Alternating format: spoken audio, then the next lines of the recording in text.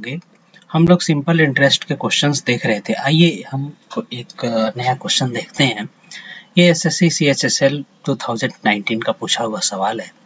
कहता है on a certain sum was invested on simple interest, the amount to which it has grown in 5 years was 1 into 1 by 4 times the amount to which it has grown in 3 years.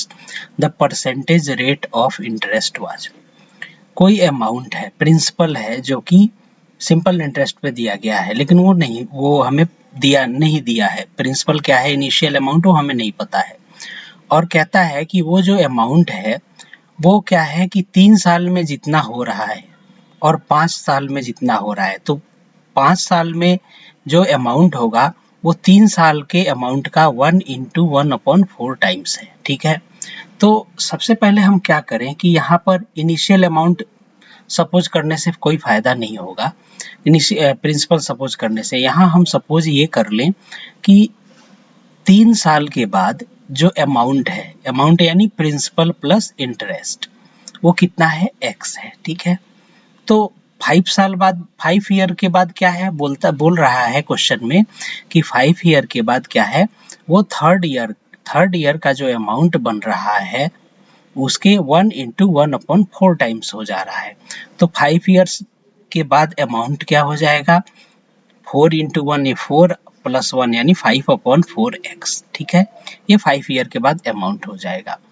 तो ये जो difference है 5/4x और x, 3 years के बाद amount x है और 5 year के बाद अमाउंट 5/4x है। अगर हम दोनों को सब्ट्रैक्ट करें तो क्या आएगा, वो सिंपल इंटरेस्ट आएगा कितने, 2 साल का।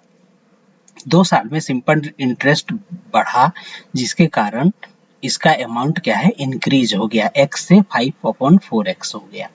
तो हम क्या करें, इन दोनों को आपस में सब्ट्रैक्ट करें, 5/4x माइनस x कर दें तो ये आया x/4। ये क्या हुआ, ये 2 ईयर का सिंपल इंटरेस्ट आया। ठीक है, 2 साल में इतना सिंपल इंटरेस्ट बना। तो 1 साल में कितना सिंपल इंटरेस्ट बनेगा, तो 2 साल का सिंपल इंटरेस्ट x/4 है, तो 1 साल का सिंपल इंटरेस्ट x/8 हो गया।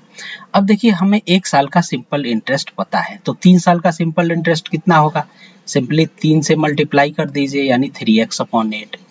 और हमें क्या है, प्रिंसिपल अमाउंट हम आगे एक निकाल लें, तो 3 साल का अमाउंट है x और सिंपल इंटरेस्ट कितना है, 3x/8। हम अमाउंट में से सिंपल इंटरेस्ट का अमाउंट अगर हम सब्ट्रैक्ट कर दें तो प्रिंसिपल अमाउंट आ जाएगा।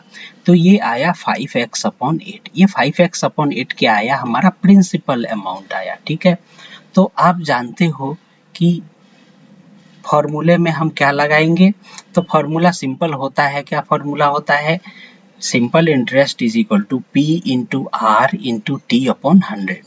तो 3 ईयर का सिंपल इंटरेस्ट कितना है, 3 ईयर का सिंपल इंटरेस्ट है 3x/8। तो यही हमने लगाया है, 3x/8 is equal to P क्या है, प्रिंसिपल अमाउंट हमने निकाला है 5x/8, तो 5x/8 P into R into T time period कितना है, 3 साल, अपॉन 100 कर दिया। ठीक है, 8 से 8 कैंसिल आउट हो जाएगा, 3 से ये 3 कैंसिल आउट हो जाएगा, ये 100 इधर आएगा, 5 ये नीचे आएगा, यानी 100/5 ये क्या आया, हमारा 20% आया। तो रेट ऑफ इंटरेस्ट क्या हो गया, 20% हो गया। यही हमारा आंसर होगा। कौन सा ऑप्शन करेक्ट है, बी ऑप्शन इज करेक्ट। आइए एक और क्वेश्चन देखते हैं। ये क्वेश्चन कह रहा है on a certain some of simple interest for 12 into half years is 3/4 of the sum, then the rate of interest is। ठीक है, तो मान लिया कि प्रिंसिपल अमाउंट P है। ठीक है, और 12.5 साल के बाद वो अमाउंट कितना हो जा रहा है, वो हो जा रहा है, ये सिंपल इंटरेस्ट कितना हो जा रहा है, 3/4P। ठीक है, अगर हमने मान लिया कि प्रिंसिपल अमाउंट P है तो 12.5 साल बाद अमाउंट कितना हो जाएगा, 3/4P हो जाएगा। ठीक है, हम क्या करें कि आगे सिंपल मेथड से देखते हैं। सिंपल मेथड ये, इससे क्या होगा कि सिंपल मेथड में हमने क्या किया, इन प्रिंसिपल अमाउंट P मान लिया, तो 12.5 साल बाद सिंपल इंटरेस्ट कितना हो जा रहा है, 3/4P हो जाएगा। ठीक है, तो ये 3/4p is equal to p into R into T. T क्या होगा, 12 दूनी 24 और 1 25/2 यानी 25/2/100 किया। इससे हम क्या करें, आर की वैल्यू निकाल लें। आर की वैल्यू आएगी 6% पर एनम। दूसरा तरीका ये भी है कि टाइम पीरियड हमारा क्या है 12.5 साल, ये हो जाएगा 25/2 ईयर होगा। और प्रिंसिपल जो हमारा ये जो दे रहा है इंटरेस्ट, ये क्या है 3/4।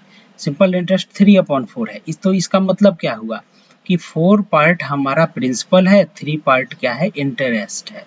तो 4 पार्ट प्रिंसिपल, 3 पार्ट इंटरेस्ट। अब हम क्या करें, चूंकि यहाँ टाइम पीरियड में 25 है, तो हम क्या करें 25 से मल्टीप्लाई कर दें, ठीक है।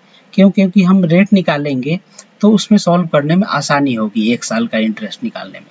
तो क्या किया, दोनों तरफ 25 से मल्टीप्लाई कर दिया, 4 इंटू 25, 3 इंटू 25 कर दिया। ये आया 100, यानी प्रिंसिपल 100 है तो इंटरेस्ट कितना है 75 है, ठीक है। तो ये क्या है, ये 75 का इंटरेस्ट कितने साल में बना है, 25/2 साल में, 12.5 साल में। तो in 12/5 years simple interest is 75. So in 1 year simple interest कितना हो जाएगा 75/25/2। और आप जानते हो 1 साल का जो सिंपल इंटरेस्ट हुआ वो हमारा ये सॉल्व करने पे कितना आया 6%, ठीक है। तो ये क्या हुआ, हमें रेट निकालना है। तो आप जानते हो क्या होता है R इंटू टी परसेंट होता है सिंपल इंटरेस्ट, और यहाँ पर t की वैल्यू 1 है तो R की वैल्यू क्या हो जाएगी 6% हो जाएगी, ठीक है। तो हमारा रेट ऑफ इंटरेस्ट हम ऐसे भी निकाल सकते हैं, 6% हमारा आंसर हो जाएगा। तो उम्मीद है आपको ये चीज़ समझ में आई होगी। हमारे चैनल राघव मैथ्स को सब्सक्राइब करें। Thank you very much.